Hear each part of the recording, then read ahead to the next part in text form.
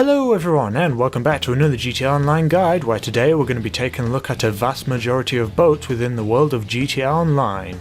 Now the reason I thought of doing this video was because boats are often considered to be the vehicles that no one really cares about. They're a great way to travel across water, but they can't really do much else, and that's not particularly useful if you're one to undertake a mission or do anything else in GTA Online. Players might want to race with them, which is pretty cool, and sometimes you have to use them within missions, such as ones where you have to deliver your business stock. But for this video I'm going to take a look at what boat is best for the likes of racing, cruising with your mateys, and overall practicality. So let's get right to the video, shall we? Before we begin, I'm not going to be including player-owned yachts to the roster because despite being actual boats, you can't actually drive them. Instead, you have to pay your captain $30,000 just to move it, and that's only to preset spots, and that's not fun. So the first thing I'm going to talk about in terms of boating would be the best/fastest boat for racing around in, either in a boat race or just dossing around with your friends. Well, to answer the question of which boat is the best, I went ahead and did some benchmark runs using this tunnel here to test the acceleration, cornering ability, and top speed of most of the boats in the game. You know, the main ones which actually go fast instead of being that boat that's just hoping not to be blown up by a rocket launcher. I grabbed myself all the boats that can fit in the tunnel, did a drag run, and compared the runs with all the rest of them. And out of all of it, I picked my top 4 best boats for speeding around.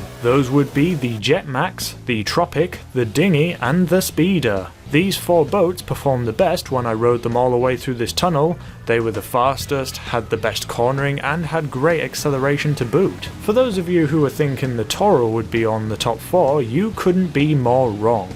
The Toro is actually really slow, despite its looks, and was actually beaten by some of the other boats that also didn't make the top 4. If you want to see which is the best out of the top 4, just examine the results of this tunnel run.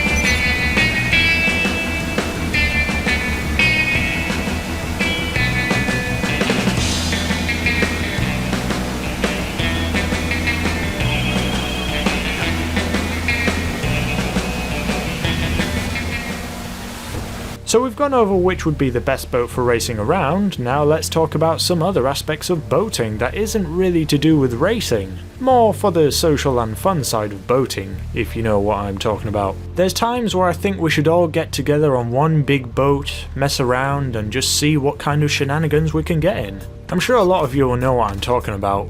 The tug. Yes, it's incredibly slow, impractical for use as a transport method, and turns about as quick as the rotation of the Earth. But what you lack in practicality, you gain in fun for boating a huge ship around. Not only could you fit an entire lobby of players on board the ship, probably, you could also try using the boat to carry other things.